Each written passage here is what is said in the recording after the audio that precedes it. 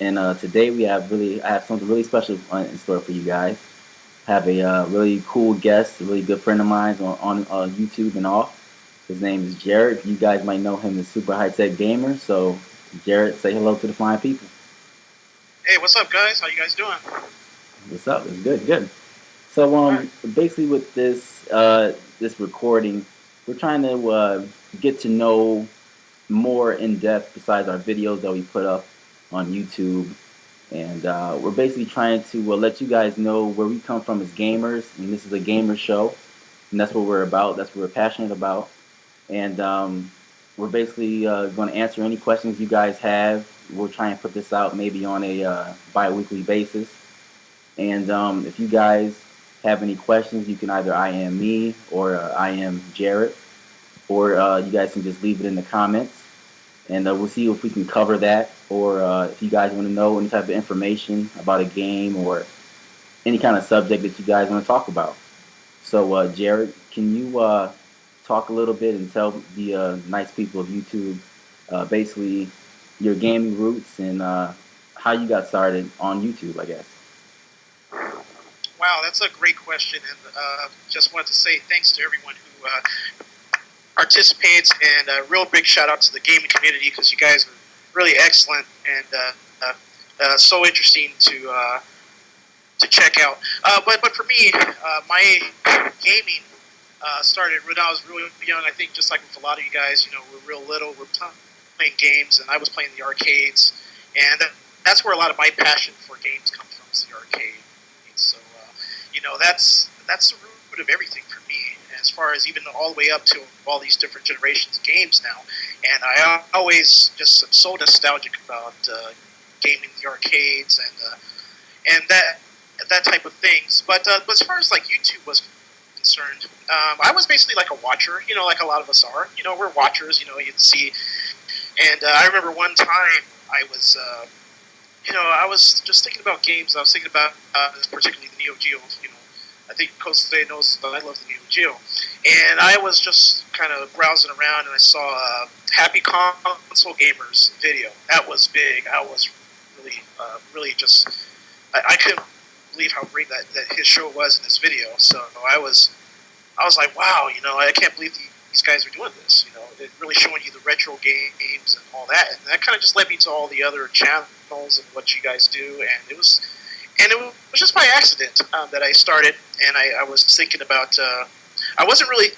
I can tell you, I wasn't really thinking about really getting on YouTube until like the Neo Geo X, and that's where I was like, you know what, I gotta start making videos. So that's where I started. All right, that's really cool. That's basically how I got started.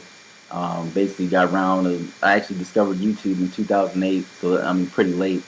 And I started looking at videos of like Happy Council Gamer and Yeah. Classic Game Room and Pete Door and Future Mat 5 and stuff like that. And I just really enjoyed the videos. And to see that these guys had the same passion like I did growing up for games. And I really didn't know that there was such a community like that, for gaming. Me neither. Yeah. And it was just a really good, a really good thing to see. And I remember just one day, after seeing these videos, I'm like, man, I can do this. Like, I can get on YouTube, I can make a video, and I have a lot of subscribers right now that actually don't have any videos. So, with this video, I will hope that they can, I guess, get the courage or, just get that drive to make videos. 'Cause I love seeing everybody's collection, big or small. I actually really like to see when someone starts a collection or just discovers a system and they find out exactly what they've been missing over the years. Yeah. Um, yeah, especially like for me, I'm a huge Sega Saturn fan. I love every system, but the Sega Saturn is something special to me. And when I see someone first get their hands on it, because a lot of people kind of dissed it, growing up in the '90s, and went for PlayStation or N64. Not saying that those are bad systems by any means, but none of my friends had a Sega Saturn growing up. That was like, if you got a Sega Saturn back then, it was the worst. You had It's virtual. like the black sheep. Yeah, you're right. It was like a black sheep. Like no one wanted it. I remember going to Sears and all that stuff. I'd never seen anybody grab a Sega Saturn game off the shelf, and and so I just want to, kind of encourage you guys to, make some videos and put them out there. And, don't worry about what other people, may think about you. As long as you're doing it for yourself, everything should be good. And on that note, me and Jared would like to dedicate this show to Retro Gamer, Lloyd. He's a real cool Mr. guy. Dreaming, yeah. Yes, he's a real cool guy, and I hope he continues to make videos on YouTube. He has a great mind. He's from the UK, real good guy, and I just really hope that he comes back on YouTube. So Yeah, me too, yeah. And another thing I want to give a kind of shout out to a couple of the other YouTubers too. SK Neo Geo Man. Now that's a guy. He was right there. It was like very encouraging. He's always making encouraging comments yeah, and just like, yeah, keep going. Why don't you, yeah, keep showing what you got and like that. And it just emboldened me at least. And yeah, another great guy. And a great avid gamer. So it's really cool. yeah, and I mean, while we're on the subject, are there any other YouTubers that come to mind that you want to do a quick shout out to, that people can maybe go to their page and go check them out? Like for me, I like to do like a exemption. Uh, One MSX to go. Oh, he's good. Yeah, Yeah, he has some really good content. Outlaw Star 107. you've Uh, seen him. Yeah, great. yeah, DBZ fan 109. I know I'm gonna butcher this name. It's Sayai J. He has a really Yeah, yeah, yeah he's in yeah Japan. yeah yeah. He has a really cute picture on it as his icon. It's like a ninja. But maybe I could try and put some links to their sites. Um, and Alphex Dash, a really cool guy. So is Wipeout Guy 7. And just guys, please go check those channels out. They really helped me get started in YouTube and keeping me going in YouTube. And I'm sure that Jared feels the same way about people that subscribe to him and people that he subscribes to. Yeah, and that's one thing. There are guys who've been on here for a long time. It's like they've been doing this thing for a long time. We're kind of new. At least I am. And Yeah, so I've been watching them for a long time. So I just wanted to give them props, for starting it, really kind of getting things started, So definitely, I can think of many of them, especially I don't know if you're getting feedback there, Jose, but yeah, I got to give props to guys like Happy Console Gamer, the last gamer. That guy's mega, really big guy in Australia, and yeah, just there's a lot of and big and small, that guys who are starting out. Um, yeah, even Big Pidlet, he's another guy. This guy's got an NBS at his house, yeah, yeah. and it's cool. He gets to show that kind of stuff. So yeah, a lot of good guys out there. I hope I don't forget any more. Yeah, there's some pretty crazy stuff out there, man. I mean, those guys with the MVS cabinets in their house and Oh, man. arcade machines. I mean, you guys are really doing it big, man. That's literally the arcade in your home. That's pretty Yeah, wild. That's pretty yeah. wild. So, um, if there's, Jared, is there anything that you want to, bring up? Like, since E3 just went by, and a lot of gamers are kind of confused on what their next move is going to make as far as next gen consoles go. Me personally, I believe I'm going to choose the PlayStation 4 for my own reasons. Um, and I'm in the process of getting a Wii U for my Nintendo fix because I am a Nintendo junkie. If a lot of 'cause a lot of people really don't know that, because I really don't show too much Nintendo love on my channel, but I am. My favorite game of all time is a Nintendo game. So, what are your plans? Are you excited for it? Are you not? What do you think about it, if anything? Well, one of the things I've kind of learned about gaming and collecting is you can always wait. You just can, there's plenty of time. You can always wait and just. That's what I did with this generation with the Xbox, the PS3, and the Wii. I just decided that I was just going to wait it out. There's plenty of time, and you can just watch and see what everyone's going to do. And so far, though, I got to say that I probably be with you when I get the PS4, just because it seems like it's going to be more of like a dedicated game machine, which is what I think that they should be doing. Yeah. Not so much of all this other peripheral stuff. And but it's just I just want to play hardcore games, play games, and it seems like the PS4 is focusing on that primarily. So. Yeah, I mean, that's what it sounds like to me. Not saying that whoever buys an Xbox, there's anything wrong with that, and I'm not trying to be a fanboy. That's not what I do. I play games. It doesn't matter what system that it's on. I play games, and Yeah. yeah, and just for me, I don't really like how Microsoft is coming off is trying to tell people what to do. That's just my opinion. And I mean, I'm a grown man. I don't, there's no reason for me to listen to anyone like that. So that's just my choice. But were there any games that you saw at E3 that you are pretty interested in, or do you plan on playing? I mean, I know me and you both are retro gamers through and through, but I still really find time for the new school stuff. Yeah. Whoa! I'll tell you one thing. I thought that the new Super Mario Brothers 3D. I thought that looked beautiful. Oh yes. I thought that looked great. I loved the way that looked. And it's just seeing that beautiful, vibrant world, and then with the 2D, it's still 2D, but you have that nice, really beautiful, kind of isometric kind of 3D. Yeah. Look. I thought that game looked gorgeous. Yeah. Really, serious. See now, yeah, that's one of the reasons why I decided to try and pick up a Wii U before that game comes out. I'm a real big Mario fan, and when I seen there, because it plays like the 3DS version if you ever played it, and the whole cat power up has got me pretty hyped up. I like stuff like that. It's not all about shooting someone in the face all the time. Yeah. When I play a Nintendo game, it makes me smile. Yeah. Because I'm having fun, and I think it'll be something great for my family and me to spend some time doing. So that's great. And I hope you get that, Jose. My brother, he's the same way. He's a Nintendo fan. Well, he's a Nintendo fanboy. And I went over to his house and we're playing. He finally got it. He treated himself. He bought a Wii U, and nice. It's cool. His daughter, he likes the pad. Because it's got a little. The pad, it's a joystick. Yeah, it looks pretty cool. Yeah, and it's still. I mean, I don't like me. I don't have a Nintendo system, but I grew up with the Nintendo, the NES, the Super NES.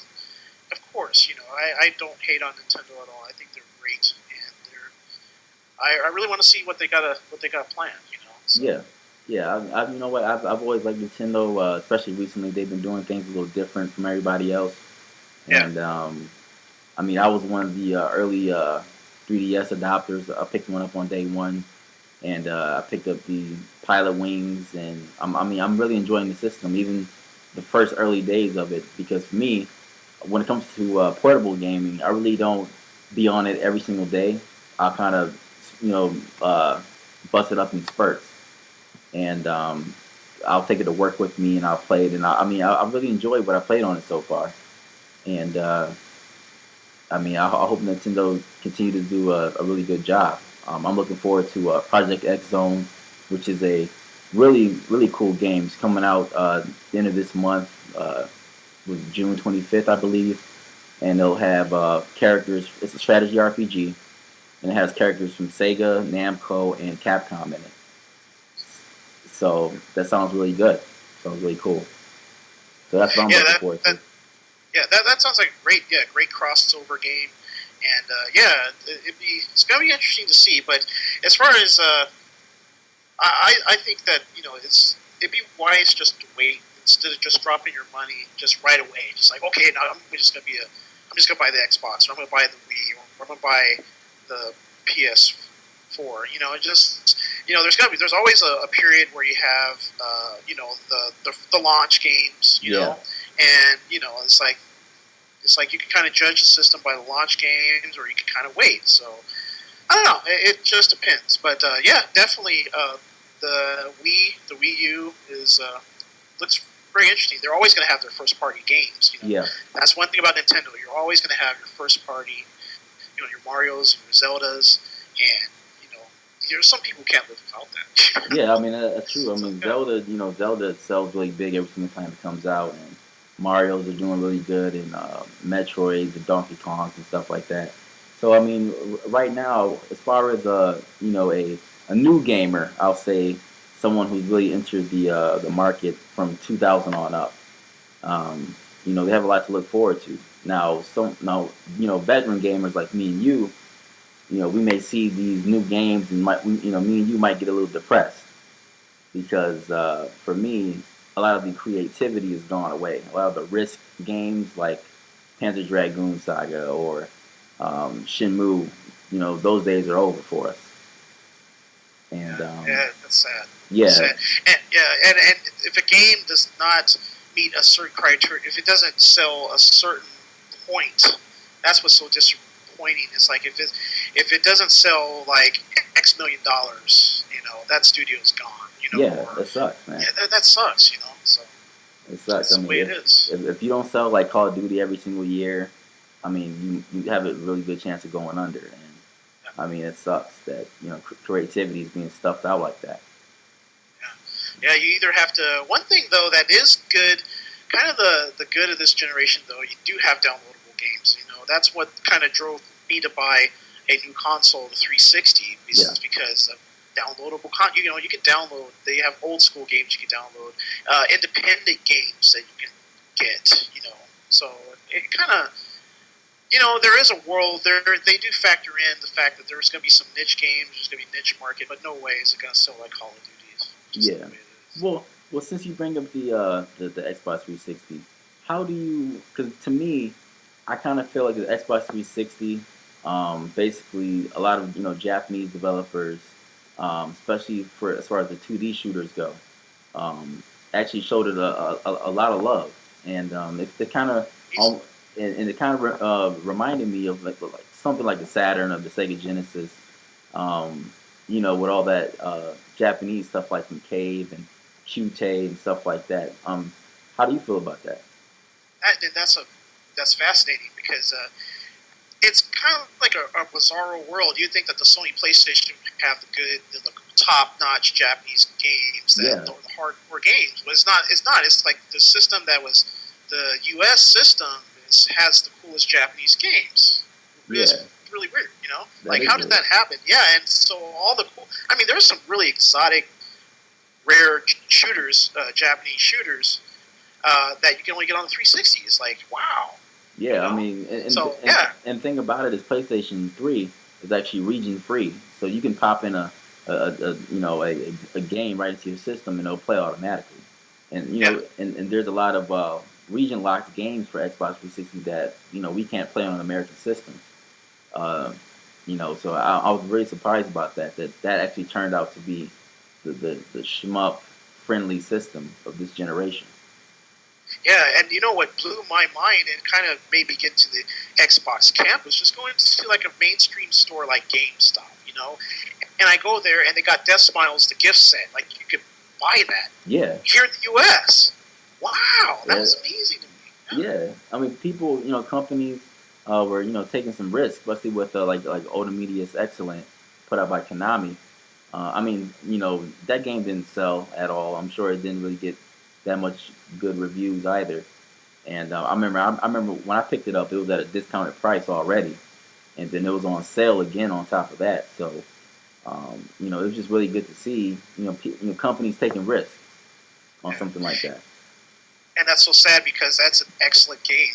And It you know is. what is what it is here for us in the U.S. It's the lack of the arcade culture. You know that as that whole thing. If because people aren't familiar with that, they don't understand those type of games, especially shooters. Especially those arcade style shooters. That's something that most people they don't have a real close experience with. Yeah. Unless you're like old school, or unless you're in the arcades, or unless you're in Japan where they have game centers. So, Yeah. Now, speaking of arcades, I know you and a lot of your videos are very centered around arcades. That was your environment. That's what you grew up in. And I mean, just tell people, people that don't really have arcades around them, or they might have an arcade at like a putt, a little mini putt putt type of thing. That's not really an arcade. Can you describe what an arcade is for those who may not know about it? wow, yeah, that is great. Well, back in the day, we had a game center that was located. It was right across the street from our house, and all the local kids would go there. And it's just a different. It's totally different. You go in there, it's cold. It's dark. You go in there, and it was just that world of having upright cabinets. And I remember, where I played Super Mario Brothers. No. I played in the arcade. Wow. That's where I played this original Super Mario Brothers because Nintendo, they had what was called the Versus Unis system, and that's where they basically all the games that you played on the NES, you'd play them in the arcade first on the Versus Unis system. So yeah, I played the original Super Mario Brothers in the arcade and Excite Bike and games like that in the arcade. So, but anyway, yeah, it's just totally different type of deal, and especially like with this generation now, you guys are playing fighting games. Like Super Street Fighter 4, which I know my buddy here is into. I've seen him play some rounds. Oh, yeah. But, just imagine, just going head-to-head with someone, when you're sitting there. I remember playing Street Fighter, and you're sitting there, you're minding your own business, and you're on the cabinet, and just some random stranger puts his quarter in, and now it's on. It's like, you got to fight this guy, you got to beat this guy, he's right next to you, Yeah. And that is electric. I mean, talk about getting the jitters, the butterflies. Oh my God! Because sometimes you be with your friends, and you don't want to get embarrassed. You don't want to lose. Yeah. You don't want to get embarrassed, and if you do, it's all over for you for that night. It's all over. You're for you. You're going to hear it. So you want to beat that person. And it was just an electric atmosphere in the arcade, especially with the fight during the fighting game craze. Oh my God, man! It was just I don't know how to describe it unless you were there. And it's just a totally different feeling than playing online. You can play online. You get some intense matches online. Don't get me wrong, but when it's just like you're there and there are people around you, and it's just different. It's a different experience. Okay. Now, we're trying to go into some of these questions now. About every episode, if there's a guest with us or it's just me and him, we'll kind of do like a little questionnaire. And once again, you guys can send these in, leave them in the comments or just IM us some questions. And I have some questions. Do you want to go first or should I go first? Go ahead. Okay. Well, question number 1. What game has had the most impact on you to this day?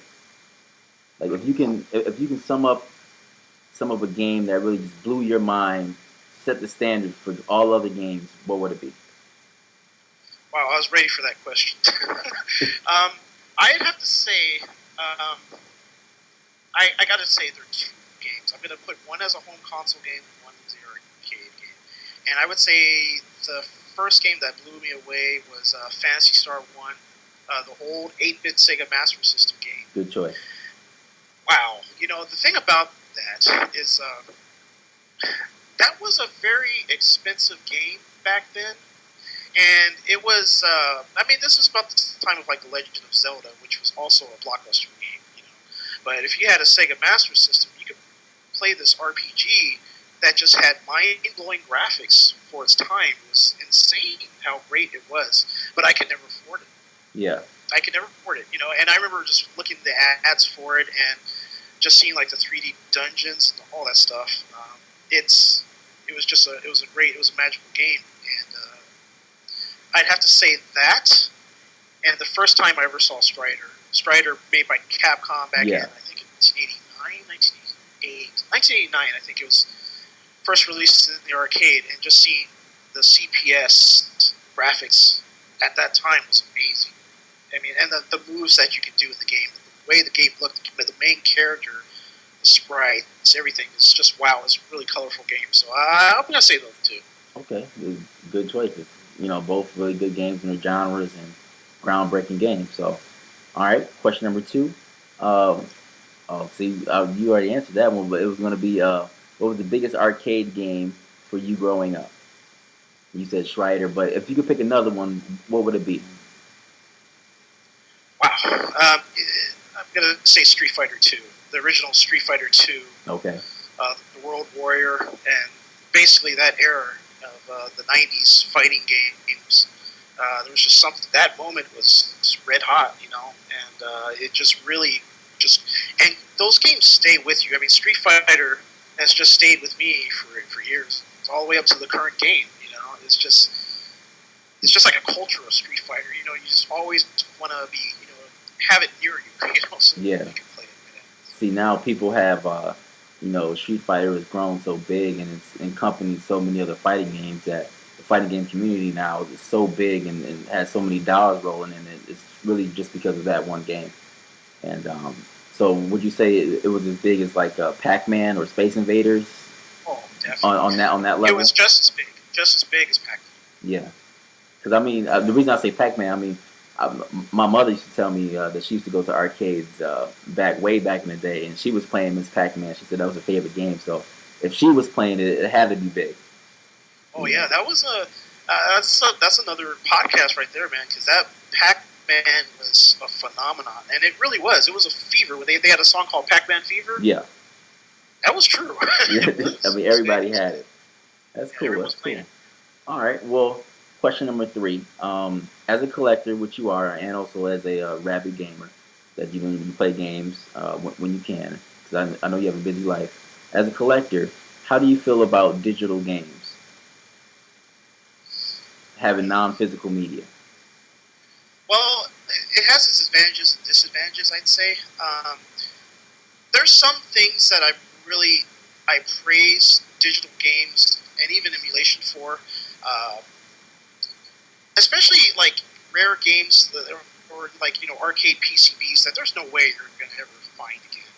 So to kind of have it stored in digital form, I think is a great service, especially for us older gamers who want to replay the games, and for newer gamers who would never be able to play them, in an arcade or have an arcade PCB. And it's just like I was saying with like the 360. It has its advantages. I mean, be able to play like Darkstalkers, Resurrection, and games like Final Fight, and a couple of those downloadable games, downloadable content, it works. But as far as like the newer generation coming up, and just only having digital content, I think is going to be problematic. Yeah, you're just not going to be able to own it. Once those servers go down, just like the PlayStation 2 original Xbox, you can never play those games again, necessarily. So, all right, really good answer. Now, question number 4: where were you on 99.99? Wow, man, 99.99. Let me tell you a story. Infamous day. Yeah, that was the launch of the Dreamcast, and boy, that is a bittersweet moment for me because I love the Dreamcast, man. That was really my system. That was my baby. And when that thing came out, I remember I was talking to friends, and he was actually my cousin. He actually imported a Dreamcast. And you know what? I didn't think it was that great at first because the first launch titles were pretty bad. Like Virtua Fighter 3, I didn't think lived up to the arcade. Sega Rally 2, which I love, but was flawed. It's just like, wow, we're going to get another underpowered system. But it wasn't until like Soul Calibur and Power Stone and King of Fighters, Dream Match, and like those wave of games that hit here was just amazing. It was the best time. And I didn't buy it directly, like exactly on launch day, but a little bit after I went in and I used my credit card, man. And I bought one. It makes up the credit card. I understand. Yeah, man. I was all about it, and I was in love. I was just in love with the Dreamcast, so it's a great memory of mine. And the day that it went under, that was bad. That was a bad time. I was devastated. So I think every Sega fan was. Yeah, I think every Sega fan was devastated. Now, just like you said, as far as like the launch lineup here, it was really solid. Some people, even myself, consider it the best launch lineup ever. You had Soul Calibur, you had Sonic Adventure. I believe the launch window, you had Power Stone 1, you had Blue Stinger, which is a decent game, and some other ones. But man, that was a lot from the get go. That was a lot of It's excellent, and the quality of games, the quality to the how some games you just have a lot of shovelware. The Dreamcast had a lot of really great quality games. You're it right. Was just like wow, almost to the point where I didn't have time to play them all. Yeah. Yep. Even to this day, I'm still discovering Dreamcast games that I haven't played, that are really solid games. So, all right, well, very good answer again, man. Number five. Now, this one I kind of left blank because I wanted to just come up with it off the top of my head. Now, this is kind of uh, just a random question. Um, have you ever now me? I'm a real big fan of this, and for some reason I love it because I meet a lot of cool people and I have a lot of nice memories of doing this. Have you ever stood in line for a video game system? Like Never in over my life. like overnight or anything like that, or camped out. I mean, 'cause those are some of the best experiences to me. Wow, I've never. Nothing that big has ever happened to me. I've never camped out. I just never had that experience with the game system. I wish I did, yeah, because I like seeing how people are so like passionate about something that they would like sit outside and Yeah, camp I mean, out. it's like So it's like electricity is in the air. I mean, everybody's freaking out. People are extra nice to each other. I mean, it's a really cool time. yeah, I can see that. Yeah, especially the bonding. Like you're excited for something, and the person next to you is excited for it, and it's like, yeah, it's be great. But no, I've never done that. I was always able to just go in and buy a system, and that's it. I just went home, I played it. Yeah, cool. All right, that's cool. All right. Well, do you have any questions for me? Yes, sir. All right. Um, One of the things that because we it took a while for us to kind of me and Jose to kind of get this thing together, and one of the things I noticed is that you're a family man, and you do your thing. You probably got a lot of stuff going on, but when do you have time to play games? Like, I mean, or what time? When do you game? What time is best? When do you game? When do I Where do you find game? time? I usually game early mornings, like around about from 6 to 8 before people wake up in my home, and I usually because I work nights at my job, so I usually game from about 12 till about 3 o'clock in the morning, and then I sleep for maybe about a good 4 hours. Wake up, do the family thing, and then when everybody's off to work or school, then I'll get some more sleep in, and then that's about it, man. I mean, I try and game as much as I can. That's why I haven't put that many videos up that I should have been because I've been on YouTube for maybe about close to 3 years now, and I mean, yeah, that's about when I get time to game. I try and get it in as quickly as I can. If not, that's why I have my 3DS right now. I'll try and game on the go. Right now, I'm trying to beat Donkey Kong Country 3DS. That's one of my recent pickups, and I'm really enjoying it. And I never played it on the Wii, so I'm really liking it. So yeah, I try and whenever I can, whenever I can. Yeah, I think that's great that you can, get your game on, Oh man, wherever I you try. can. So, yeah. Okay. Do you have a favorite genre of game? Like, is there a certain genre that you like the most more than anything else? Like, what do you think that you gravitate more towards? I mean, whether it's platformers or shooters or whatever. Um, Recently, I mean, I've always loved my fighting games, and I'm a big fighting game junkie. I go to tournaments whenever I can around my area, and but I have to say I have a sweet spot. My favorite genre is platformers. It's just something about those doing speed runs, or I mean just platformers in general. They just I mean I get a real good feeling like I feel like I'm a kid. Like all my worries kind of go out the window when I'm playing. It just reminds me of my childhood. The first game I ever played was Mega Man 2, and then I played yeah Mega Man 2. So Awesome yeah, game, so I got my ass whooped as a kid. Fuck you, Airman and Woodman. Fuck you, dude. Um, so yeah, I mean, I've been playing those games forever, and I played the original Mario Brothers on the NES, and yeah, NES was my first system also, and yeah, Mega Man 2 platformers. I love them. So yeah, favorite Great. genre. Yeah, awesome. I mean, there's so many good ones, man, and it sucks because you don't see that many of them now. So that's a great reason to have the Wii U if you like platforms. You're right. That's one of the reasons, the real reason to have one, a Wii U. Yeah. Yeah. Okay. Well, I'm going to follow up. You said fighters. So, Okay. what are your top? What would you say? What were your top 3 fighters? I mean, your favorite fighters of all time. Yeah. Yeah. All right. Number 3 will have to be. Man, number 3 will have to be Virtual Fighter 4 Evolution on the PlayStation 2. Virtual Fighter. For the reason of it's so. I mean, well, at the time I was working at a GameStop, and when that game came out, it came out at a discounted price of $20, and I feel like you got so much content within $20 that it just it blew my mind, and the backgrounds and the music and everything about that game was perfect.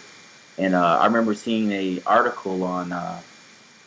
It was a very well. It wasn't an old magazine, but Games. Well, EB Games, which was bought out by GameStop or Electronic Boutique, if you guys don't know, was bought out by GameStop. And before Game Informer, the disgusting magazine that they have now, which is pretty biased, I think so.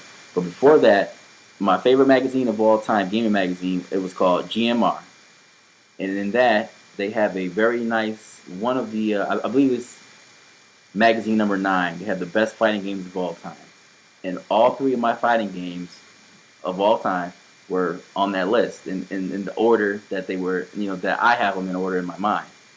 And number 2 is Garo Mark of the Wolves. Yeah. Now, when I got into that game, uh, it was very late in the Dreamcast life, and I happened to just go into Game Craze, which I've made a video about, and I've seen it, and I was looking for just looking for something to play, and I seen that, and I seen Marvel 2, and I picked up both of them, and I played Marvel 2 because I was pretty familiar with it, so I knew exactly what I was getting, and then Garo, Mark of the Wolves, I never played in the arcade because a lot of arcades where I grew up at shut down. So when I got that home, I was blown away, and that's the reason why my name is Rock Howard is because the character Rock Howard. I just took after him because I just loved him so much.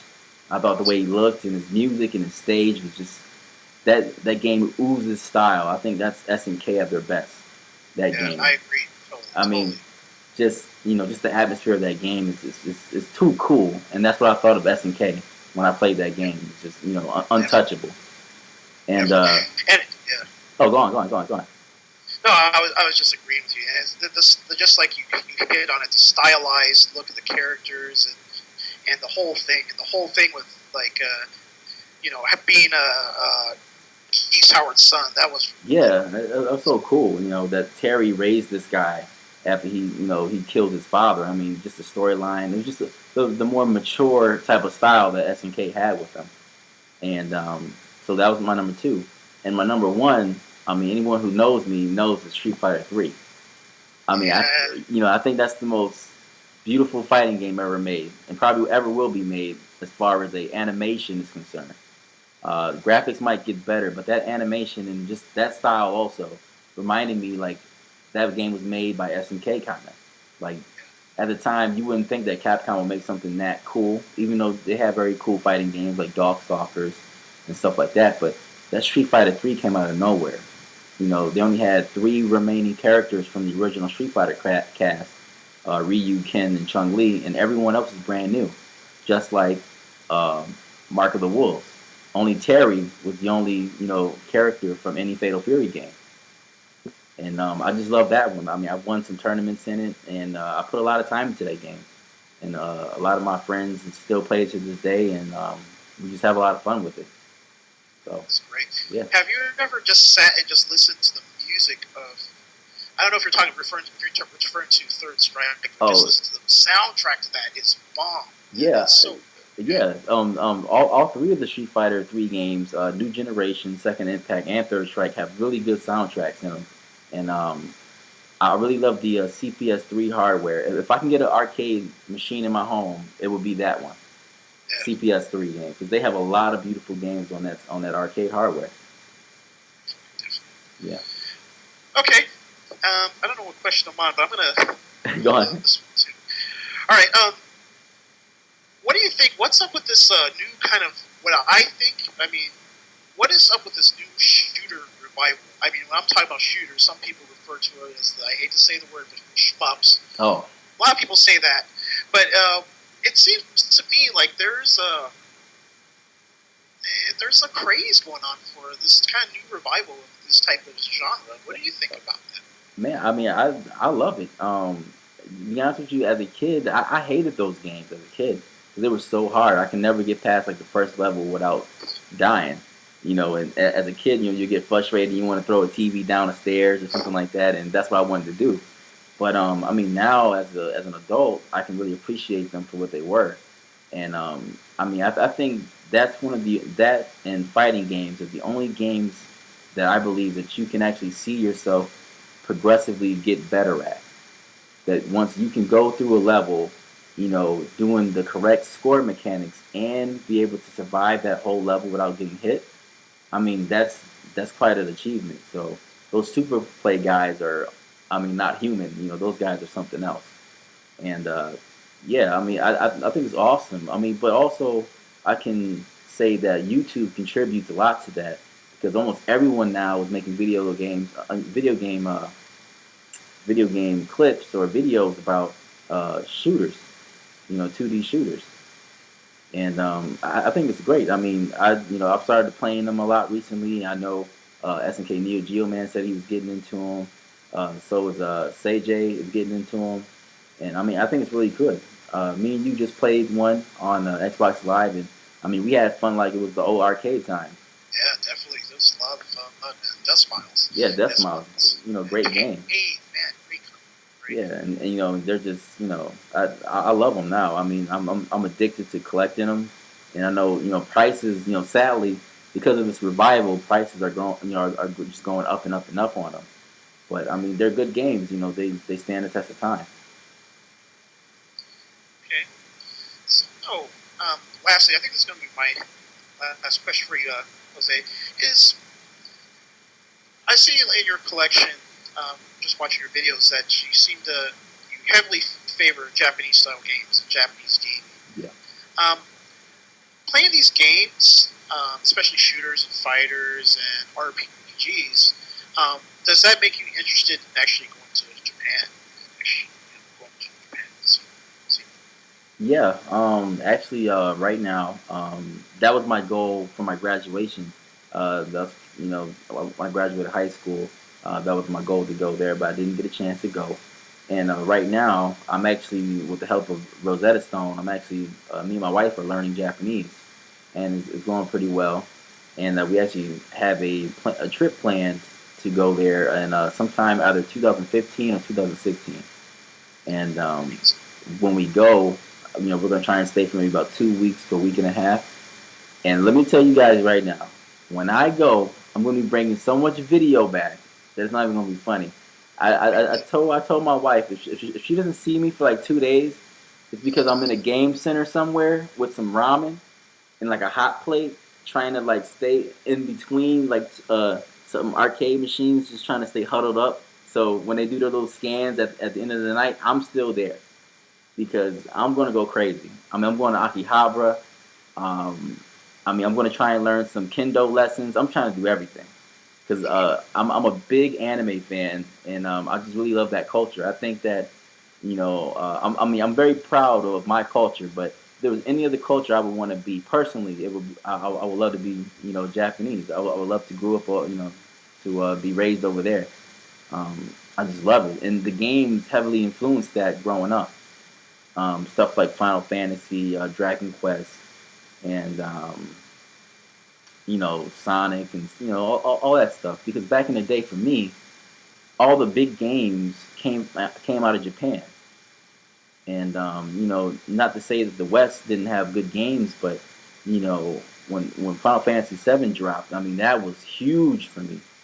That was my first RPG that I've ever beaten, and ever since then I've just been hooked on there. So I mean, a lot of big games like Mass Effect are made in the West, and those games are great. But just for me, Japanese gaming is gaming to me, and my collection is influenced by that heavily. I So agree. yeah, Yeah, you were just going back to Final Fantasy VII, and I remember when that game came out, and I was at a place where I was kind of like in a drought, because I was just kind of getting out of. So I was in between going to college and stuff, and I remember playing Final Fantasy VII, and wow, I was in the zone with that game. It was crazy, and yeah, it was a big deal. Yeah. Big game. So, I mean, yeah, that was about it. But this is going a little long, so for our first time, we'll try and wrap it up here. Is there any closing remarks you want to say, Garrett? No, I think that's it. I think this is a good start for us. So. Yeah, I think so too. So, if anyone wants to join us, to just have people get to know you a little better as a YouTuber and just as a person, and how games influence you, just IM us or let us know, and we're happy to have you on, because we like to get to know just people in general and how games influence your life or what you're passionate about games. So, for PC, I'm signing off. Garrett, closing words. Hey, this is Super High Tech Gamers, Garrett, and yeah, it was great talking with you guys. So enjoyed it quite a bit. All right. See you guys later. Peace.